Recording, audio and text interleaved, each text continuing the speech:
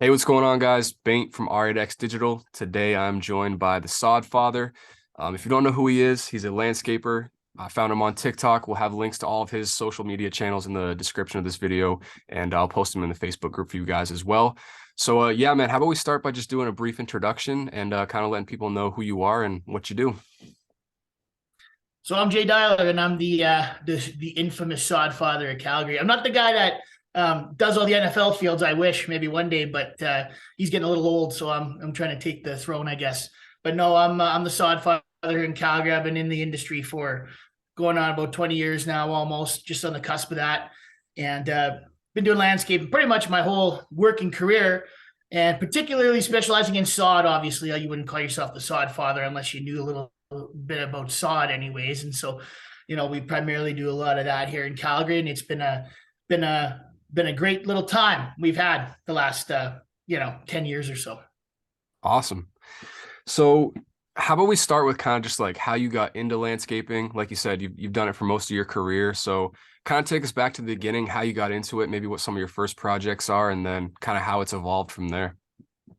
Well, like getting into the industry was funny because I was working for my dad who had a moving company, and he had hired a gentleman from out in Ontario here in Calgary, and him and his buddies had came out and they were doing landscaping, and he decided to start a sod business. And I was working labor. I was 14, 15 years old, and just decided to, I wanted to make some money. I helped him out one day, and I'll never forget the first job I ever did, seeing the transformation and how happy the customers were. And it was just literally a yard replacement, a backyard.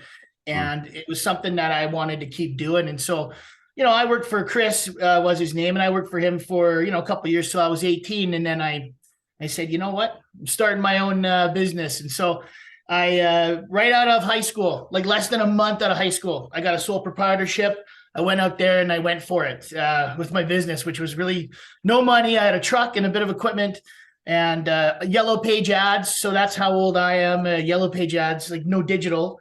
Goosebump signs, corrugated plastic signs that looked horrible, like the R.L. Stein Goosebumps, but you book jobs and you get going. And I think one of the first big jobs for me that showed me I could do it was when I was 18 years old. I booked would have been about a 60,000 square feet project just south of Calgary with an electrical company where they had it was mobile homes, snowbirds, folks that leave Calgary and Alberta in the winter and go down to Arizona. They were redoing all the electrical on all of the units. And so we had to go in and we did like 60,000 square feet of just like sod lines everywhere. And for an 18-year-old guy that doesn't know how to manage a project, tender a project, do all those things, we pulled it off, and it was pretty cool, and it gave me a lot of confidence. So yeah, that's the origins, I guess you could say. Yeah, that's awesome, man. I think it's probably the same for, a lot of people where, you get started. It's pretty similar for me, you know what I mean? Started doing it, small projects around the house, helping dad when I was younger. Eventually got to a point where I was working for another landscaping company, then started a landscaping business of my own, and kind of started with those smaller projects. And then you get that first commercial account or that first lawn install or like something a little bit bigger. And you realize like, oh, I can actually do this. And that first one is challenging and difficult. But after that, like you said, gives you a lot more confidence moving forward. And it's kind of just trial by fire, so to speak, and just getting your feet wet with it.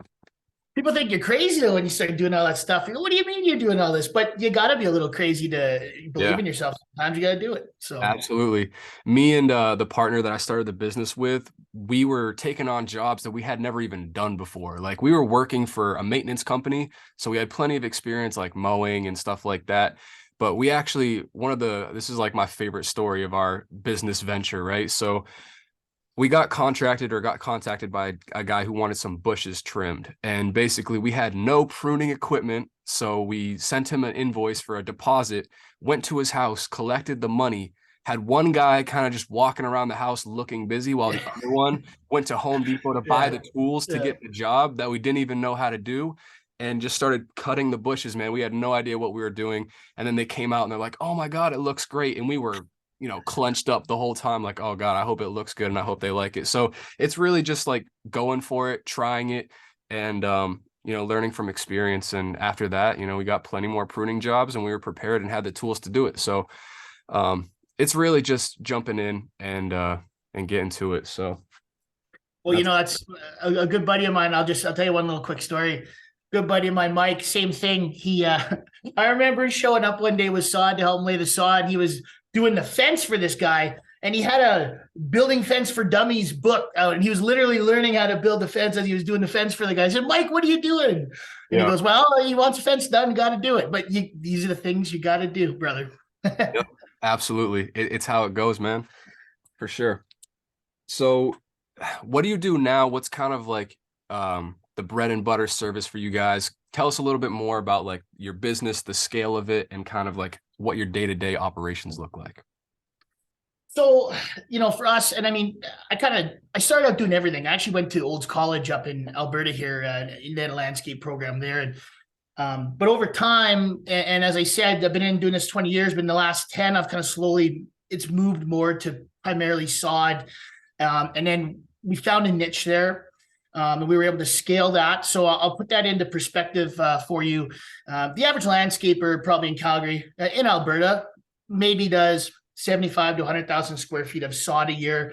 We only get anywhere from 5 months and then maybe 7 if we're lucky based on the weather. And it can be really tough unless you really niche at it. And a lot of guys have to do other stuff. With what we've done and focusing on just, purchasing power, streamlining the production process, how we handle the deliveries, how we outsource it, how we handle the stuff in-house. We were able to scale Sodfather really now to where we're doing, in the last few years, like 2021, we did 1.5 million square feet. In Calgary, nobody bought more sod than us and distributed it in Calgary and Southern Alberta, basically, in 2020 during the pandemic.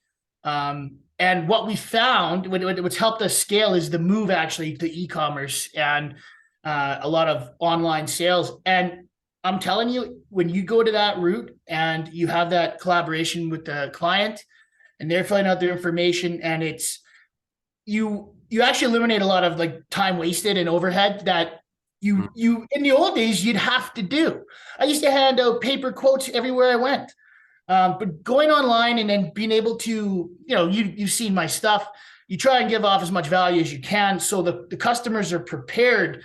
And, what I've found is, in the old days, you'd work really hard at gaining that trust and getting them to want to do a transaction with you in a lot of little different processes. But now we've streamlined that, and especially with our online stuff, people see us, they see the reviews, they see the knowledge, they're ready to make a transaction right away. So it allows us to cut back on our costs, and then that allows us to give a competitive price too, right? So then we're giving value back. And so it's just been one really good thing after the other. And it's just scaled up so high for sod that we had to give up doing other stuff, which other landscapers that are seeing this are going to go, oh my God, like, dude, you don't do brick, you don't do this and that. Not anymore, because we are so, like, it is just out of control how much sod we do in the summer, but we like it that way. It's a little bit easier on the knees and the joints. So Absolutely. And yeah, man, I think that there's plenty of people that would really be able to grow their business far past where they're at now if they really niche down with one service. And it's hard when you're kind of that run of the mill, full service landscaping company, when you're kind of all over the place doing a bunch of different things. I'm sure for you guys, and I'd love to talk more about this, you guys have like your standard operating procedures, because you do one primary service, it's much easier to replicate the success that you have with that versus, when you get employees, you got to train them on hardscaping and installation and running the machines, and then mowing is a whole other thing, or like, you know what I mean? It's just, it's a lot to do. So and with the e-commerce thing too, I wanted to talk to you about that. So do you guys have like a web store, or like when you say e-commerce, are you selling the sod online, or break that down a little bit more? Cause I'm curious about that. So and really, and this kind of, I mean, again, it happened a little bit of necessity with the regulations that got put into place during the pandemic, the COVID pandemic, where we were originally in 2019, we had moved to a space and we had planned to actually, we had lots of sod there, all that type of stuff. We were building that up. Then this happened. And so it just felt more natural anyways. I think people that were Googling us anyways, it was easier for them to just go on and do that. And so what we actually do is we do have a store.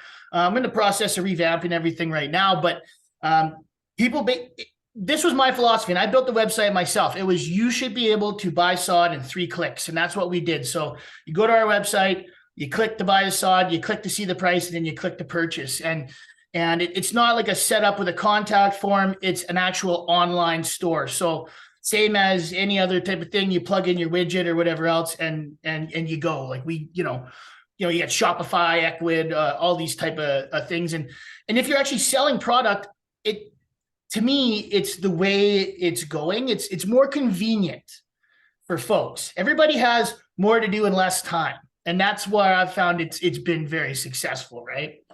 Yeah, I honestly, you're the first person I've talked to that has any sort of landscaping product or service like sod that can be bought and purchased online with a store kind of digital store setup. And that's really different. And I think, like you said, it's definitely the way things are trending.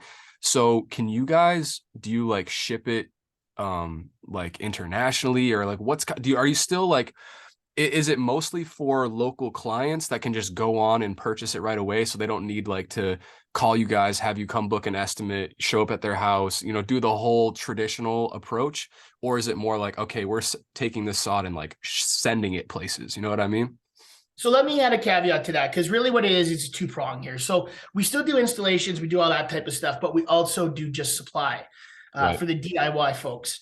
And so we actually do book a lot online now, my administration team. I mean, typically we give them a price, they get a breakdown of the quote, and just based on our history. And a key thing, and I know every landscaper should do this and not everybody does, is document everything you do. It proves your legitimacy, it proves your longevity, and it proves your quality and your consistency. And so we've done that a lot. So we actually do a lot of booking online.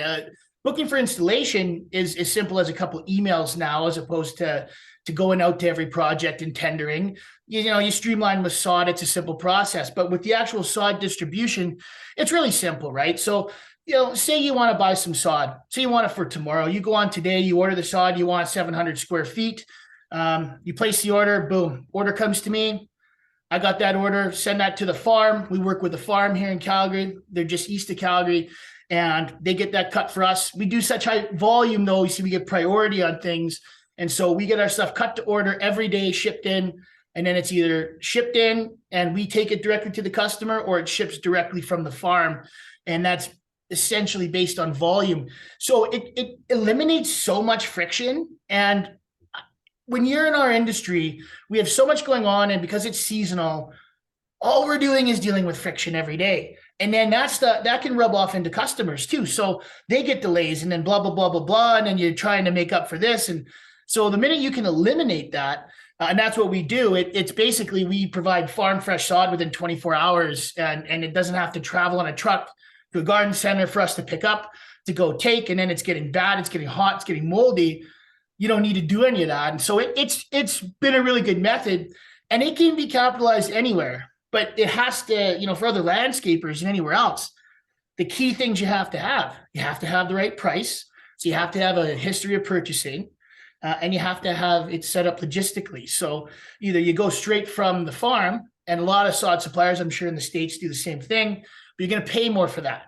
We did a price analysis, and we figured out that we could deliver more sod with smaller trucks by hand during the pandemic in 2021.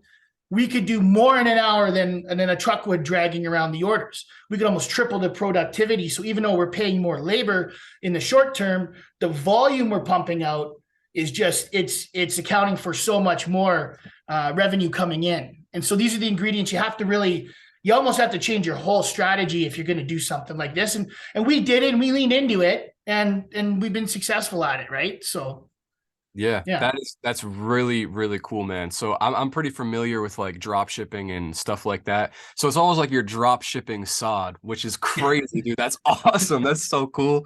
Yeah. I, The only problem is if you could just preserve the sod, man. I'm a big fan of, the History Channel, The Food That Built America. We got to find a way to just preserve some sod so I can just ship it across North America. That'd be really cool. right. As soon as you unlock that, dude, business is about to be booming and go crazy. If you can extend the lifespan where it can sit in the truck and not go bad, then that unlocks obviously so many more doors as Yeah. far as growing. That's really, really cool. So obviously, like you said, a lot of it is logistically having that stuff set up. How did you go about building that relationship with the farm? And is that like kind of your only supplier, or do you have multiple people that you source from? So this is the trick with wanting to scale this. I mean, even in Canada wide, like we've looked into markets in BC, lower mainland BC. We've looked into markets in Ontario. And so with the farm that we deal with, right, they're somewhat national. Like they have a place in Quebec, a farm in Quebec, a farm in Ontario, a farm in Alberta. And so you get into when you're looking to scale, and this is something we've been cautious with because we want to keep our service level high, our reputation high. You have different farms and different locations use different blends of turf. And so Mm, you got to be careful how you market that. So if I was selling a T-shirt, I could get that same T-shirt sent, halfway across this country. It'd be the same. With sod, it's different because you're kind of bound by what the farms offer. So I'll give you an example. So we were looking to go down into lower mainland BC. I was out there having meetings with them, looking at their farm. We did a whole thing. The problem was that they use a different blend of turf. And so and it has different challenges. So do you market that separately? Do you put your brand behind that? Because if your brand's known for a certain blend and you see that in the photos, you don't want that lush, beautiful sod that I show you in my photos. And then you spend a lot of money to get it. And it's a raggy, little thin looking fescue blend. You're going to go, oh my goodness, like this is not what I thought I was buying. And so you got to be cognizant of that. And that's the number one logistical challenge because it is perishable. You can't preserve the sod that well. Is you have to kind of be cautious about how you deal with the farms. mm. My relationship with my farm here that we use, I made a decision when I was 18. Everybody told me I was crazy. They said, get sod from wherever you want to get it from and just do what's best for you. And I always thought the best thing for me would be to be loyal to the people I deal with because that's good business. I trust the handshake, look them in the eyes. So I've been with them forever. So they know, I've built up, in all the years I've done this, I've never purchased land from that farm in my career. I'm very proud of that. Mm. And when you can build up that trust, that business trust, it can go a long way, including a bit of priority shipping if you need, I guess.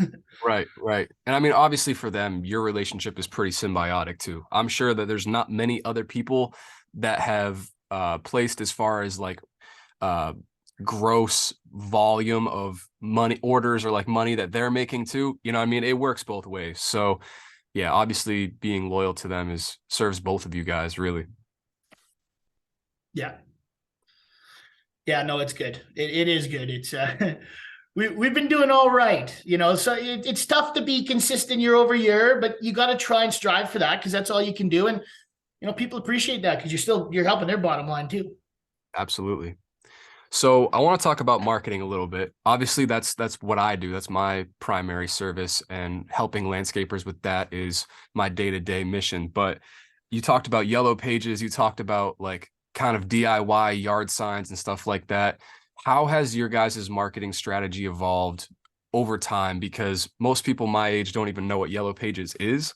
And Yeah. obviously, the strategies and the approach to being seen as a landscaper has dramatically changed since then. So, kind of, if you want to walk us through the evolution of like yellow pages to now running basically an e-com store for landscaping, take us It's a through bit of that. a jump. Yeah. Yeah. Okay. Well, I mean, the yellow pages, the white pages, all that stuff. I mean, when you talk about marketing back in the day, what you wanted to do, and my dad was famous for this with his moving company, direct moving. Because when you're all in the book, you want to be the closer to the front page. A little bit That's different crazy. a little bit different than the way you do SEO now, right? That was your SEO. I want a dash in front of my name, so it's so that's the first thing you open up in the yellow pages. That's Uh, next level. That's crazy. yeah, and I mean, really, because things, really websites, even for landscapers, I think in the mid to late 2000s, they were still in their infancy with how you would go about building them. I mean, it feels like it's always been really good now, but it really hasn't. I mean, I didn't even have a website when I started out, as I say. It was just that. It was literally that and the corrugated signs, and that was all you needed to book jobs. And then you'd start going. And of course, you'd look at doing flyers, mail outs and that type of stuff. And I find that now is it can be, you can't just kind of carpet bomb everybody with flyers if you're doing just sod, because you just don't know when people are going to get stuff replaced or whatever. But these are all strategies that, you used to look at doing. Getting fridge magnets, pens, give them away. And make sure if you do that, I don't know if you still do that, people do it, but make sure they actually write things the right way on there, because I've made some bad orders with some bad typos before. But Uh-oh. yeah, but it's funny how it's gone. And the big thing that I find that has helped us is I always took photos. I mean, I did a piece on that first flyer I did where I spelled sod the wrong way. And those were legitimately photos from the mid 2000s in that piece of marketing that I put together. But right away, I realized, and especially with the onset of Facebook, well, Facebook was really a medium of you're kind of sharing your life and everything to start with. It's changed so much. And I noticed that originally Facebook really started getting me returns with the photos and people being able to really see that and people being opened up to that.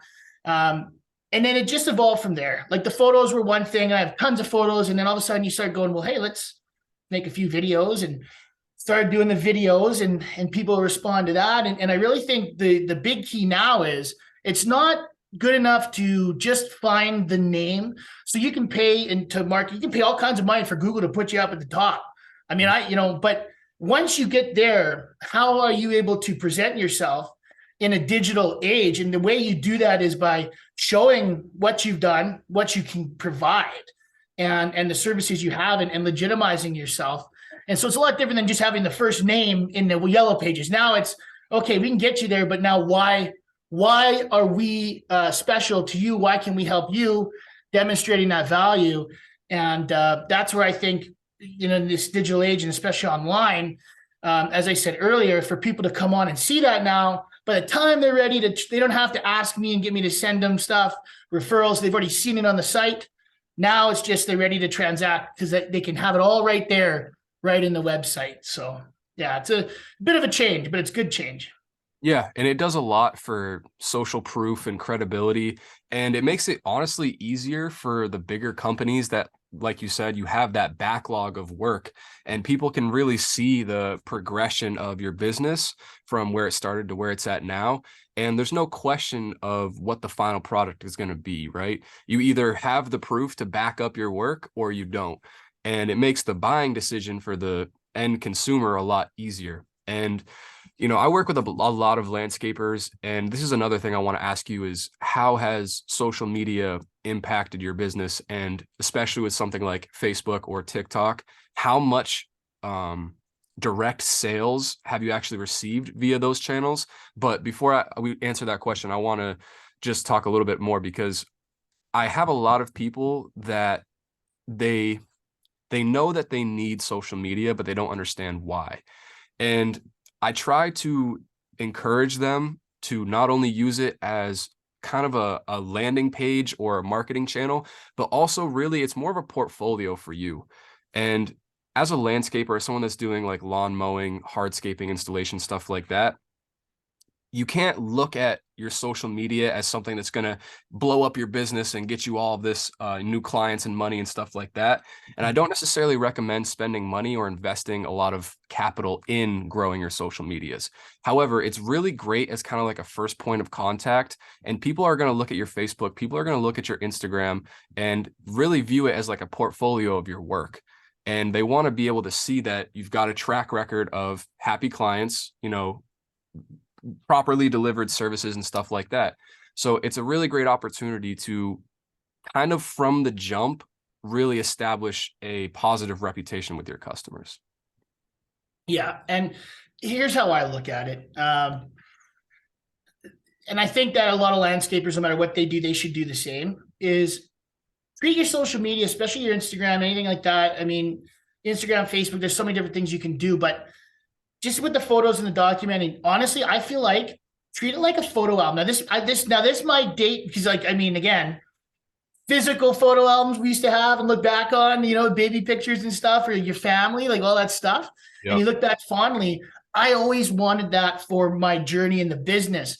And I think when people do that and they think about documenting that, because you really should have that pride in your work and you should want to remember these things you do. And I know it can get tedious mowing grass all the time. All I do is lay grass and you know, all that type of stuff too, right? So I deal with grass a lot, but I find that there's a double positive to that, because when you treat it like that, and then all of a sudden you're basically, you're not taking the photos like it's, oh, I got to do it for social media.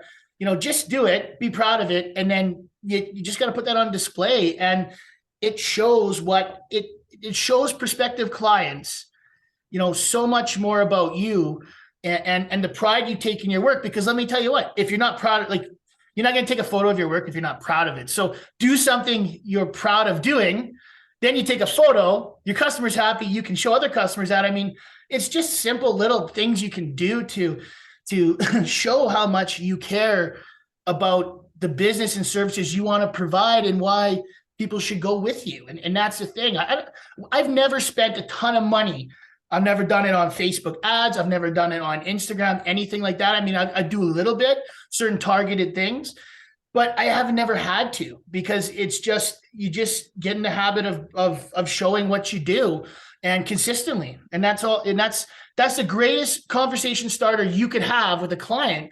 They already kind of know what you're about before they even contact you. And that's a great thing. Absolutely. And it totally changes the frame of the sales conversation too. They already know that they want to hire you by the time you're on the phone with them. If they've gone through your portfolio, your social medias. And another thing that's really important too is now the landscaping business owner or even the crew members that are involved in the business have the opportunity to show a little bit of personality. So it's not just, you know, a guy in a, you know, branded t-shirt mowing the lawn. It's like, oh, that's Johnny. I've seen him on social media. You know what I mean? And we live in the age of the influencer. Like some of the biggest, most powerful and, you know, biggest companies in the world right now are using people that are popular on social media to market their products. And people like to deal with and do business with other people. So it allows you to really establish like a personality and put a face behind your company. And that's something that wasn't necessarily, you know, viable with a yellow pages or, you know, printed books or directories, stuff like that. And again, like I was saying, it really allows you to kind of already establish a much deeper level connection with your clients. And especially with like the trades and landscaping and other services like that, it's about who you know, and people will hire you just because they like you. And they get on the phone, hey, Nancy, the neighbor down the street, do you know a guy that does sod or landscaping or fall cleanups or something like that? And dude, they're going to refer you if they like you as a person. And social media gives you another avenue to kind of really establish that more personal relationship with them. It's, you know, it's funny because I'm comfortable in front of the camera. I mean, that's, you know, and if you go to our Instagram, you see it a lot, and you kind of get a little, sometimes I can get a little self-conscious. I'm like, I'm in front of the camera too much. But the number one thing I hear from clients and other colleagues in the industry is, we love your videos. I just can't believe you're going out there and talking all this. And, you know, I cut wrestling promos and I do all these crazy little things but people love it. Like I've had landscapers come to like networking events and mixers and stuff. And they go, I just came because I wanted to see you in person. Can you cut me a Hulk Hogan promo, brother? And I'm like, okay, you know, give me a second. But you know, it's kind of, the minute you can develop that like instant rapport a little bit, and you know who you're dealing with and you know the owner. I mean, it's not even about the rapport, but the minute a business owner shows who they are and people can engage with that, even in a photo or video or whatever, then there's already a more of a level of trust built than just text, as you say, right? Because you know the owner, you feel like you at least know who the owner is. There's going to be some sense of accountability, and then it just goes from there. Yeah, absolutely. That trust is huge. And especially, you know, doing bigger projects and stuff like that, like these people want to know who they're dealing with, and it really allows you to kind of open that door up. So next thing I kind of want to talk about is some of the biggest changes you've seen in the industry since you started. Well, I mean, equipment wise is a big one. The innovations in equipment have been great. Streamlining stuff. I still wish they'd make a better sod cutter, but just Brian just can't get that 2-foot blade up here in Canada for us. We got to foot. But no, the biggest change is from an actual operational standpoint.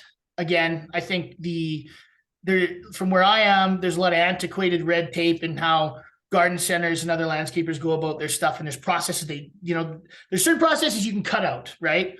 And if if you can shave 20-minute meeting or something down to a 7-minute meeting to help your customer, like do it, right? Like you don't have to hum and haw about stuff. But I find a lot of companies are kind of caught up in the older way of doing things, not understanding that consumers these days are in a different, their expectations are set differently. They expect faster service and better quality all at once.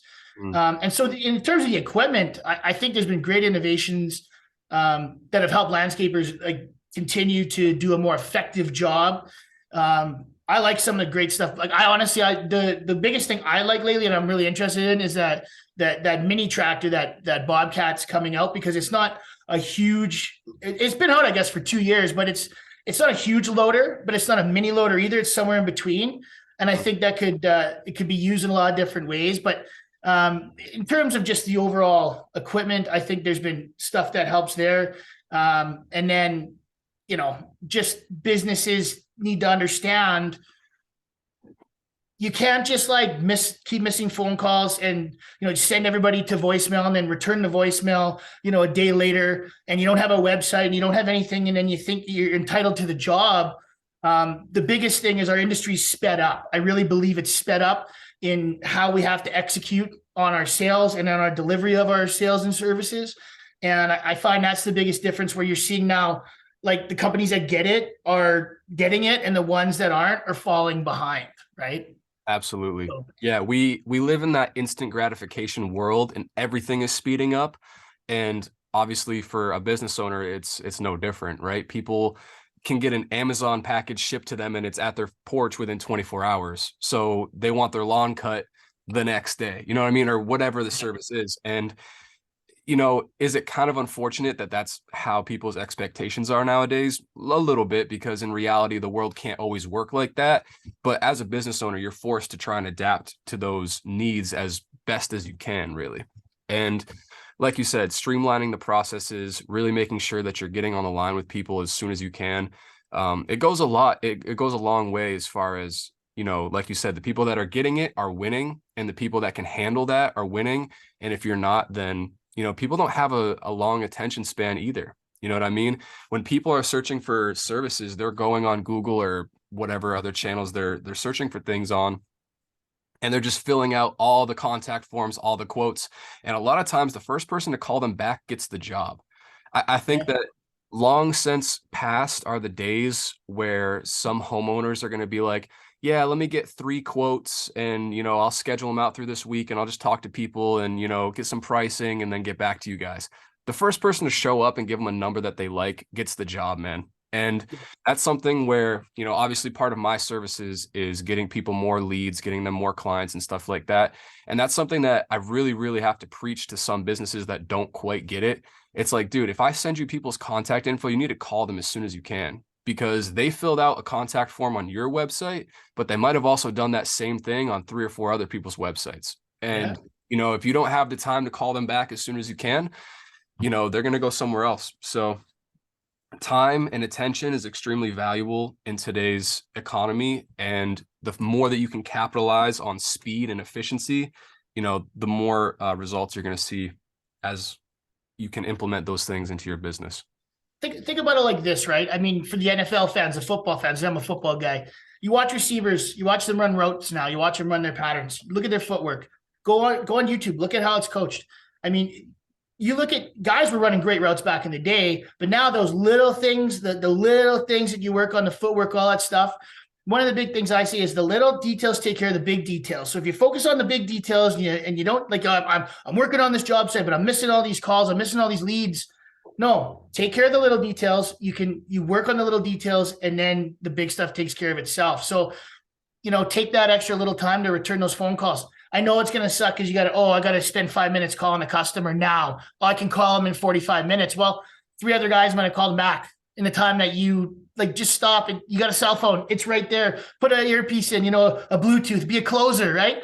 Do something, but get back to people, take care of those little details, because timing matters. And when you're quick to respond, people see that you care. So Absolutely. And kind of on the note you were talking about with like the receiver thing and how back in the day it's like they weren't really doing anything so complex. I think that because we live in like the information age where there's so much knowledge that's just easily accessible at the fingertips, you got smartphones, and let's say that I've never don't have any experience landscaping ever. I can just go on YouTube and see people or watch videos like this one and learn from people that are, 10, 15 years deep in the landscaping industry, right? So because the barrier to entry is so low and because the amount of access that people have to valuable information, you got to think the general landscaper knows so much more than they do now, or the general, wide receiver. So Yeah. because all of that information is so accessible, it really is the tiny little details that make a big difference and separate the people that know what they're doing and practice and implement those things and have experience that has taught them that stuff versus the people that kind of have that general knowledge and skill set from what's available via the internet or from people around them and stuff like that. So the details really do make a huge impact and a difference. And it's what separates the average people from the people that are, really succeeding and doing something special. Yeah. Yeah. So, like every business owner, I'm sure you've probably made some mistakes, right? What are some things that you would recommend not doing for people that are trying to get started in the landscaping industry? I'm just trying to think of the ones I want to talk about. Okay, first off, the number one thing, and I'm sure people have said this before, do not overpromise. Do not overload yourself with things that you cannot do. The biggest mistake is thinking you're Superman and you can do everything. You can't. No one can. And the overpromising, under-delivering thing is the absolute killer in business. And I was so guilty of it. I was so guilty because when you're 18, 19, you're starting out, you want to do what it takes to executing, and you want to get jobs so that you can get out there and get your name out there, right? But for every guy that gets lucky and executes, every guy or girl that gets lucky and executes, for every one, there's probably 9 that don't, and then you see your dreams, rapidly, fall apart. Do not overcommit. You can build new skills, and yet you have to set yourself up in those situations. But I think the biggest thing I got into is, taking on interlocking brick patios. Like, I mean, I'll tell you a job we did when I was 18, and before I went to Olds College and learned how to do a patio. I just used new sod, but I built the whole patio on like 6 inches of sand, and the walkway. So typical walkway, you want 3.5 feet, at least. For a pedestrian when you're doing it. But I think for some reason, me and the homeowner and I, we settled on like a 2-foot walkway, and it was just, I'm sure the patio's not working today. Now the guy was really nice about it, and we like took care of him like a couple of years later, right? And he's like, oh, my patio's like this, and there's ants everywhere. Well, that's because there's like basically a play box of sand underneath. But these are the things you get into when you overpromise something, and then you got to do it because you said you'd do it. Right. So that's the big one. Other things like don't be in a rush. Like say you got you're cutting brick or something like that, and do not put oil in the gas or whatever, vice versa. I ruined a machine one time because I'm busy and I'm doing stuff. And know where your stuff is. Make sure it's labeled, and the organization with that type of stuff. You don't want to mix up that type of stuff. I can't tell you. I'll tell you one more story that I didn't do. I had to fix. We had a really nice gentleman, but I call him the Hitman. And there's a reason we call him the Hitman. He called us up, and his name was Roy, actually. And he called us. This was in 2018. He was one of the hardest working guys I ever met. And him and his wife, they worked, and then they did landscaping on the side. They did maintenance. They did the whole neighborhood. And the guy was overworked. And he went to go and do a fertilizer application across 85 properties at about 1,000 square foot apiece. And he, instead of taking the fertilizer, he took some non-selective herbicides. They were all mixed up in his canisters. He wasn't paying attention.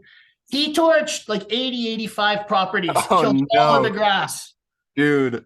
So yeah, it was bad. We had to replace all of it. It was just like, yeah, it was weird. You could drive through the whole neighborhood and you're like, There's the hitman again. The hitman strikes. The hitman strikes. You Oh know, no. but it's like Great. not. It's when you're doing too much and you're not paying attention to the little details, the labeling, anything else. All that stuff catches up with you. And then from a marketing perspective, I think the biggest mistake you can make is being afraid to be yourself. I think if you think you have an idea of what you want to do to market your business, and you may not want to lean into it, you may think it's weird or something, or you don't get a lot of support from your friends or family. Just remember, it's your business, and believe in yourself. The biggest mistake you can make is always doubting yourself, because if you never think you're gonna win, how are you gonna win? So be afraid to don't be afraid to take chances. Have some confidence in yourself. You play it too conservative on the other hand of it, and it's bad too. So experience helps you find the middle ground. But it's one of those things. You can't be too conservative and you can't be too careless. And stay focused. And if you stay focused, do the little things, and you won't run into issues like the hitman did. Yeah, I definitely can relate to that. I was fortunate enough to have a mentor when I first started my landscaping business who had been in the game for a long time. And one of the things he said right off the bat was, don't try to grow too big too fast. And me and my partner did not take that advice. And we, of course, wanted to start the biggest landscaping business in the area and do it within a year. So, we took on as much work as we could. We were fully booked and then some, and rushing and scrambling to finish projects. And, there was a period of time where we were like, going 7 days a week, 10-hour days. And by the end of 3 months of that, it's like, dude, we started to make really, really dumb mistakes. But that's what Yeah. happens when you're tired, you're burnt out, you've been doing it every single day. And, to a degree, like you said, you got to find that happy medium, because does starting a business take a lot of work? And should you be that committed and gung ho about it? Absolutely. It's what it takes if you want to win. It really is.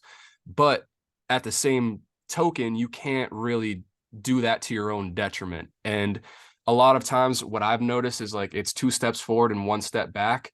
And every once in a while, you just got to check yourself and make sure that things are still running smoothly, but growing at the same time. And you don't really, you got kind of, I guess the best way to explain it is like, you have to break your systems and then rebuild them and realize, okay, we have to change this, this, and this if we want to scale. So we're taking on too much work. We don't have the tools, the time, or, our management as far as, scheduling and all this stuff is falling apart, and we're, screwing up jobs, or this is like, you have to kind of break your business a couple times to really figure out what needs to change so you can get bigger and better. So, it takes time to figure that stuff out. But like you said, really, as quickly as you can, finding that happy medium is going to save you a lot of headaches and a lot of stress. Yeah. And to that end, never be afraid to, like, never be afraid to break something up and reassess. I mean, I've done it many times.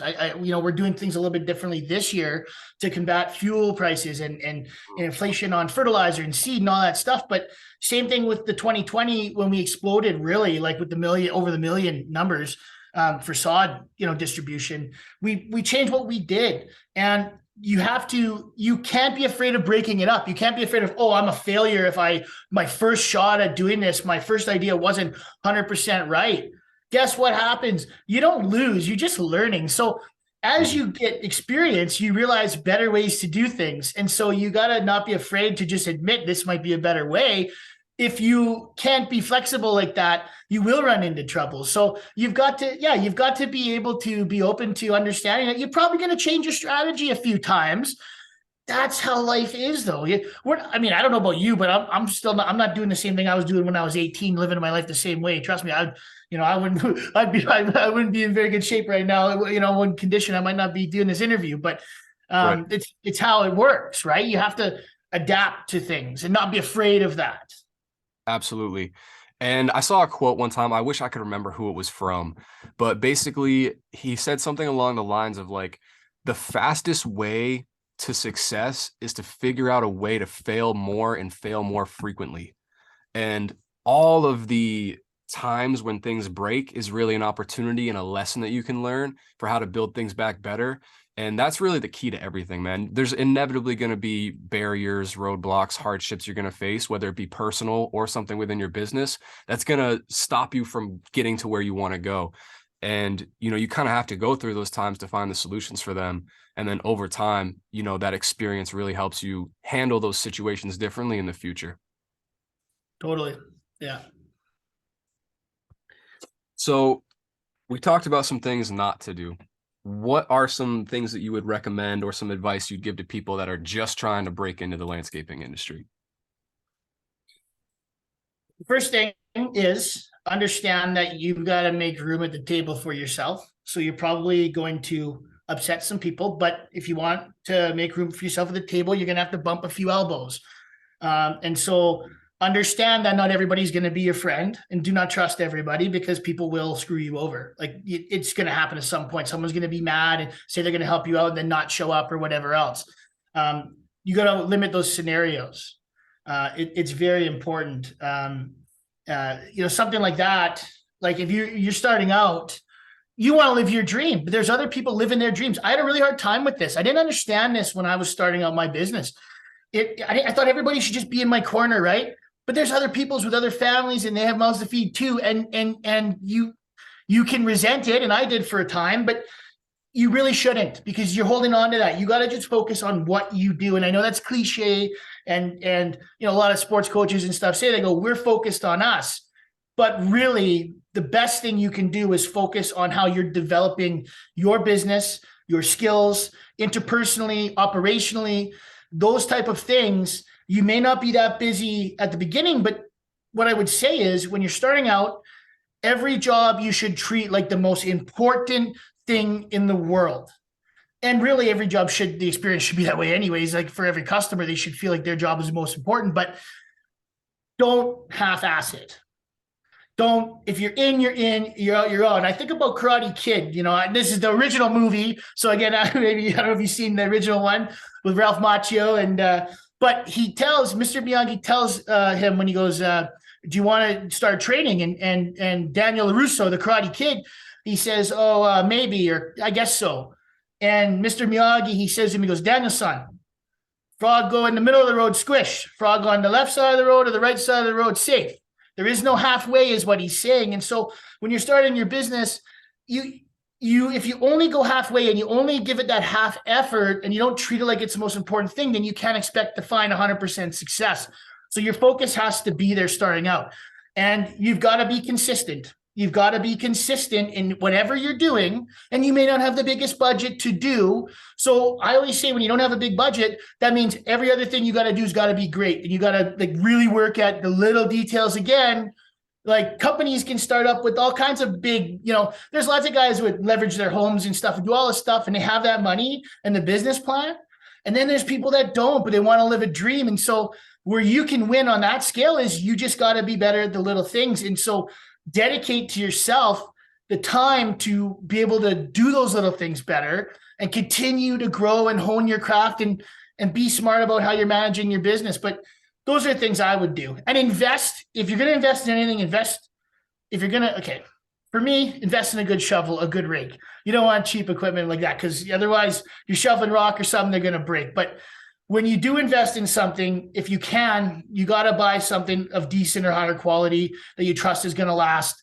The last thing you need to do is to get onto a roll with a bunch of contracts, and because you've cheaped out on stuff and you don't want to handle maintenance, something breaks down, and then you're playing catch up again. These are all avoidable things. So I think the biggest thing is just understand your place in the industry, believe in yourself, know that you're going to have to kind of slowly build it up, and be proud every inch you move forward, and take pride in that, and get better as you go. Absolutely. Yeah, you mentioned a lot of really, really great things there. First one I want to kind of touch on is you're going to bump some shoulders, you're going to ruffle some feathers on your way. And there's this kind of common narrative within the landscaping industry that, like, there's enough lawns for all of us, or there's enough grass to mow for all of us. And while that's kind of true, I think it dumbs down that competitive spirit, because the truth is, dude, if you're not gunning to be the best, I don't know why you're doing it. And, regardless of what industry you're in, the way I see it, dude, business is war. And we didn't come here to not make money. We didn't come here to not be the best. So, should you, as long you don't have to view it in like a toxic fuck you kind of way, because at the end of the Yeah. day, having relationships with people is super, super important. And keeping that ruffling of feathers to a minimum can be certainly a good plan for you. However, don't think that it's sweet. Don't think that there aren't people that are trying to, take your business. Don't think that there aren't people that are smiling and shaking your hand, but behind closed doors, they're like, how can we take one of his accounts, or how can we outdo what he's doing? And it really is the truth, man. Like, welcome to a capitalist society. I'm sure in Canada it's pretty much the same as most of the Western world is, but Oh, Alberta is, yeah. yeah, So, it's yeah. like, dude, you know what I mean? Yeah. It's people kind of take that as like, oh yeah, like the landscaper down the street doesn't matter, because as long as I like am nice to my clients and stuff like that, my business will grow. It's like, nah, dude, you got to be competitive about it. It really is like, it's important to have that drive and that spirit to want to be better and do more. And at the end Yeah. of the day, if you're not putting 100% of your effort and your focus in, like you said, don't get caught in the middle of the street because frog goes squish. You got to be 2 feet in. And I've seen a lot of people, especially kind of when I was just getting started, there was probably like 3 or 4 other guys that I knew that started their landscaping business at the same time that we did. And they had more resources, had more access to more people and equipment and funding and all this other stuff. But after the first 2 years, after the first year, it's like, dude, we were doing way more than all of them. It's because we just kept our heads down, focused, hustled, and we're trying to think about all the ways that we could improve and do something better and higher quality than what the guy next door was doing. Yeah. And it's really how you got to look at it, man. Yeah. No, Absolutely. I'll tell you one thing right now. And this is just me speaking from a place of 20 years, and it's cliche. Oh, I've been in the industry 20 years. Everybody says that all over the world, at least I see it in our industry here, but I'm Yeah. pretty much there. And I can tell you right now, um, if someone tried to come in and trust me, people have, and ask, well, why, and I got a customer who goes, well, this guy's quoting this for supply or whatever else. And I know that they're not all in. I can tear you apart. Not in a like I'm gonna totally reprimand your business type of way, because I don't believe in like really calling down other businesses and sales. I don't believe in doing that because it makes you look bitter. But I can tear you apart in ways of how I'm more experienced and why it is this way. That if you have, I tell that to a customer and they go back and talk to the half in person who doesn't really have that, Mm. like go and put, don't, if you're gonna be all in, you better be all in, because you start pissing off like guys that know what they're talking about, then you better be able to handle it on an informational level. And so like it's one of those things, like if you're gonna go in and you're gonna get at the table, you gotta go in. And because guys will push you out if you can't handle your oats, I guess you could say. I don't think that's a saying, but whatever it is now, apparently. Yep. Yep. But to that Absolutely. end, I won't keep pontificating on this, but there's a reason I said I was like the infamous sod father here, because you know what, like when people really didn't, people like guys in the industry did not like that. They did not like that we niched the sod game, and they didn't like how we built our service first, winning customer service awards and our reviews and on all this stuff. And then, we're employing like, community, football players I coach, kids going to university. I mean, I got Vanier Cup winning football players that have worked for me. And all of a sudden we just built this really, really good machine, and it made a lot of guys really upset. I mean, there's guys that when I was the little guy, oh, they thought Jay, was great. They don't even want to talk to me now, but it's one of those things, right? Like you're gonna make enemies along the way. Now, the reason why I grew the way I did was you got to stand in there and take the blows, and you got to be able to know what you're talking about. And so that's why, you're in for a penny, you're in for a pound. I always understand that. Mm, absolutely. Yeah, and if you're 1 foot in, 1 foot out, inevitably you're bound to fail, because the guy that's 2 feet in and that's willing to commit and go all in is gonna outperform you, is gonna beat you out of that market anyway. So, there's no other way to do it than just full speed ahead. We're gonna do this and we're gonna do it all the way. Yeah. So, what are some things that you see really changing up the industry in the future? I mean, we've got the advancement of AI and technology and stuff like that. We've got robotic mowers. There's all sorts of new stuff. I don't know how things are in Canada, or if you've heard about some of the stuff that's coming into play in California, where they're basically banning gas-powered equipment and forcing contractors to do all electric stuff like Yeah. that. I don't know how things are where you're at, but obviously there's a lot of things kind of happening across the board. And yeah, I think the landscaping industry and kind of just in general, the home service industry as a whole is going to be changed by a lot of things. And whether that be on the marketing side with like AI and stuff like that, and certain technologies that are coming out that are very impactful with that, or even on the in the field level with the equipment that we're forced to use. What are some of the big trends that you're seeing, and how can you, to the best of your ability, make a gamble or make a guess on how you think that's going to impact stuff in the future? Well, I think the electric thing too. I'll start with that, and I know that they're doing that. Excuse me, in California. Sorry about that. But I don't think it's viable long term. Mm, I don't at this point. I don't think the infrastructure is there. I know there's a push to do this, but I just don't think running electric. You can get a lot of output out of electric mowers and stuff if you're actually if they're not I mean battery power, but actually plugged in and whatnot. I mean, you're not gonna. It's going to draw. I just don't think the infrastructure set up even for electric cars right now. I think if everybody went to all electric cars, um, it would just it would really bootstrap what we would be doing, all of us.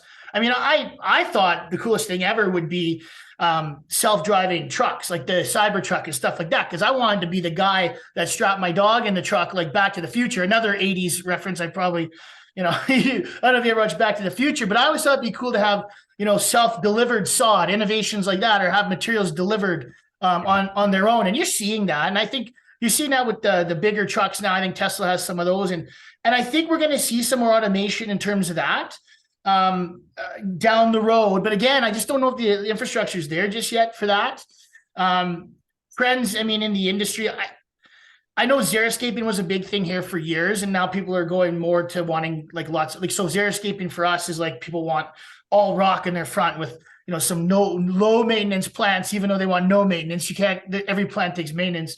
But I mean, I think we're getting to a point now where I'm seeing a trend where people are really getting into this. They're really thinking about the birds and the bees and all that type of ecology, the ecosystem. And I know up here, and I know in Colorado, I believe it is, there's been a whole lot of development of different types of vegetation similar to turf. Like there's something called sedum up here. It's more of a succulent flowering base of essentially sod, I guess you could say, and it's in 2 square foot pieces. And people are starting to see that. People really like clover, but clover is really invasive. And I think I think people are getting to the point where they kind of want something that they feel can help with bees and birds and pollination and stuff like that.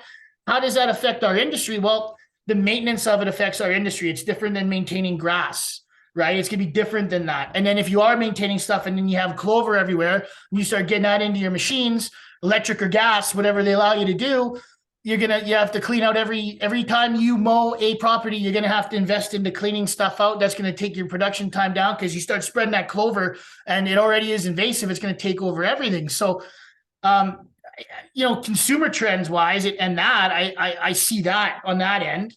I mean, the way fuel's so high. That's why we've pivoted a bit, where we had a bunch of fleet of trucks.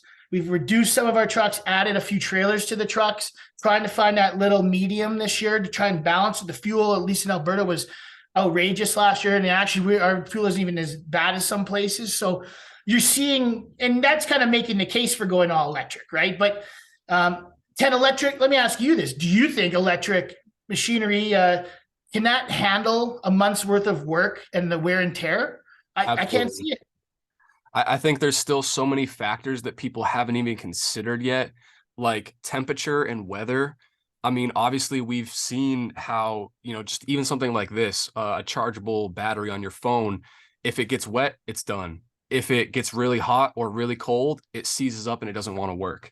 So I think, especially due to the nature of landscaping businesses being outdoors and being exposed to the elements, that's stuff that's like still hasn't really been super tested yet, or you don't know what other factors are going to be impacting that electrical equipment until you're really using it and pushing it to its limit and kind of discovering what it can handle and what it can't. And a while ago had a conversation with a guy named Manuel Sobreros from California who recently kind of went full electric and stuff like that. And some of the other big issues we were talking about was like how much workload can you handle? Because there was a time and day where, if you were out mowing the neighbor's lawn and their neighbor came out and said, "Hey, can you do mine too?" You'd be like, "Yeah, of course." And you can go back and get your 5 gallon and top off your mower and do it. But if you've got 6 or 8 more accounts to do that day and your mower's low on battery and those batteries have an 8 hour runtime and require a full overnight charge, That's it's like, right. I wish I could mow your lawn, but I need this battery to go do the rest of my accounts for the day.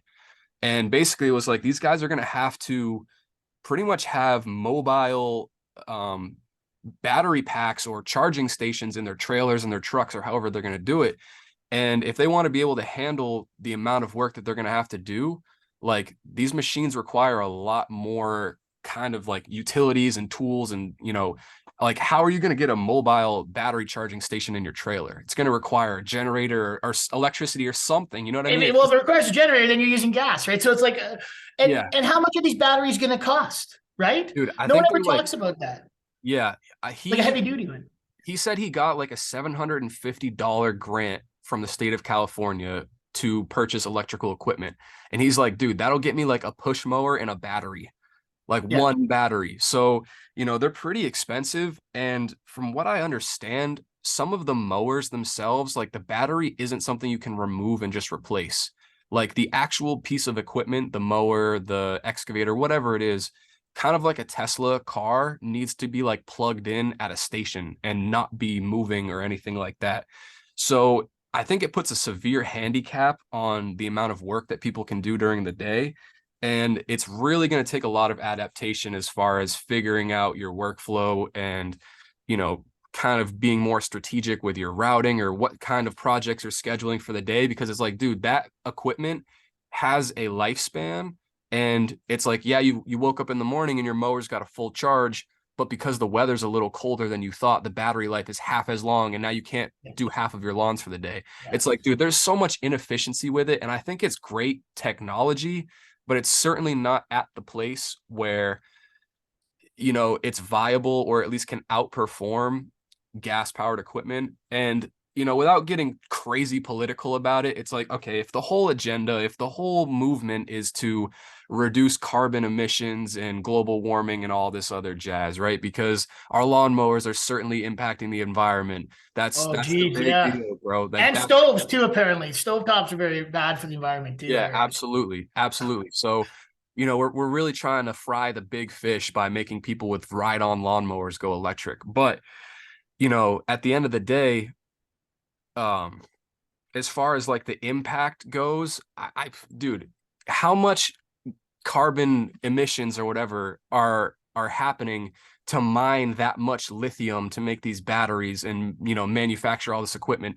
Dude, there is so much stuff behind the scenes that you don't Yeah. see where it's like, how this stuff is not efficient, bro. It is not the solution that they are trying to sell it to you as. And I think the equipment itself sucks. And I think that the fact that they're trying to promote it as, you know, carbon emission free or like, helps the environment and it's better for the, ecosystem and for the air and for people and plants and all this stuff, bro, it's a load of garbage because somewhere overseas, what you're not seeing is the, 12-year-olds that are digging this stuff out of the ground in like Yeah. batches of thousands of people, working for pennies a day to like, there's a lot of just corrupt bullshit with it. And, you know, I try to not get crazy, preachy with it, but it's like, dude, it's not what people think it is. And I'm not a supporter of it And personally. you know who always has to suffer? It's the blue collar guy doing the blue collar work, Yeah, right? It's never absolutely. the big. It's like there's so many things with the jets and everything else, but you hear stuff about like lawnmowers and I swear I heard somewhere saying that that cows are giving off bad emissions from their manure. Right. What are you talking about? What are you talking about? Yeah, as Okay, if so let's cows. like honestly, your cows, you get some manure. It's helping the earth, I guess. I think it is. It's good fertilizer, I guess. I don't know. Maybe, Absolutely. maybe not. Maybe it's As if very bad. cows haven't existed on the planet for thousands and thousands of years, and now we've decided that there's some big issue and like they're impacting the environment in a measurable and significant way. It's like, bro, come on. So let's go to horse powered plows again, like 200 years ago, whatever it was. Yeah, Let's see how PETA thinks about that. All of a sudden, you can't win, right? Because you got, right. and I don't want horses plowing out in front of someone's yard. Imagine showing up to do that and going, "Hey, we are all about the environment. We are against gas. We want to protect the environment. So these horses are going to trample your yard. One got loose. He's running down Main Street. Whatever. He'll find his way back, I guess." But Yeah. it's like, no, but it's the electrical thing. Again, I agree to put a cap on it. Like, yes, I do think that I agree with you. I don't think the infrastructure is there. I don't think it's set up, and I don't think it makes any sense to handle the wear and tear of what we do. Plus, the batteries probably degenerate over time as well. So your $600 battery is going to be worth nothing in a month or two, probably, if you're really running it hard. Yeah. And ultimately, why are we? So we're creating more problems for people that are trying to build their businesses to support their families.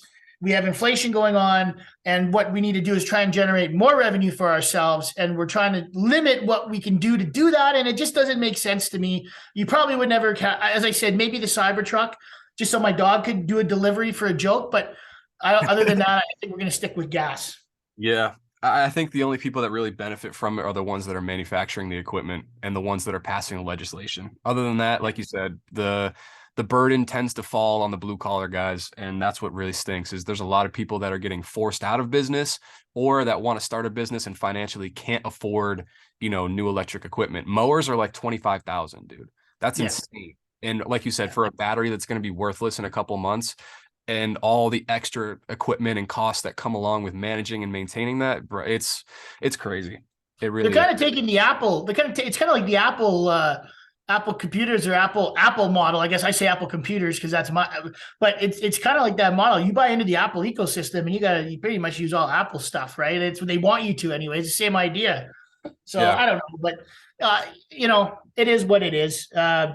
But hey, we all have these challenges we got to navigate, and that's what we're talking about. So Absolutely.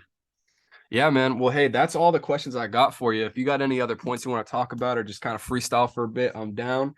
But I think that we've definitely provided some value and had a really great conversation. That was awesome. yeah, no, and I hope it did as well too. I mean, I don't know. I could chat all day with you about all kinds of stuff. I love talking about this stuff, but I will say one thing for anybody that's going on and starting their business or anything else. Think about your marketing. Really do it. And as I said this in one of my posts, but just because you may not manufacture the product you're selling or something like that, like let's say you're doing a mow and you're going to give a fertilizer application and a seed application, and maybe you could use a name brand fertilizer that people like, maybe not. I mean, people don't really, I'm just as an example, like, I don't know if people really care about that. From what I do, I just do the sod and I sell them fertilizer and seed, and we call it our own brand, but we rebag our stuff. But for companies that use other stuff from trusted brands, you could essentially tie your name into that just by simply calling it the whatever package. So if I'm selling sod from this turf farm and I got the fertilizer I purchased from this supplier and it's really great stuff, maybe I'm saying, well, and I get soil from another place, instead of saying, well, this is what we're providing you, I say, well, this is the Sod Father's signature sod and soil package. It's these fine quality products and you're getting this price. So when people get that, they're tying what they get to my name, our name, the branding, even though we're providing some other company's products. I think it's always something you need to consider. Where does your company fit within the realm of the services you provide? It's like old school wrestling, catchphrases, anything else. Get your name in there, get your slogan in there as much as possible. This is probably the longest I've gone without saying the gold standard in green in any type of recorded thing probably in my life. So, but I got it in there. So there you go. There you go. Anyways, Absolutely. thank you. Yeah, branding and creating a customer experience, just labeling it as something special makes it feel special and really sets you apart from everything else that people are doing. So, yeah, I think that's an awesome way to cap things off here. Again, thank you for your time. I'll have all of your social medias and stuff like that linked in the description below so people can go check you out. But yeah, man, awesome conversation. I think that there was definitely a lot of things that people that are just getting started in the industry or people that have been in it for a long time can walk away with feeling like they learned something. So that was awesome. Thank you, brother. And I Fantastic, brother. hope we can Take do this care. again soon. All righty. Yeah. Ciao.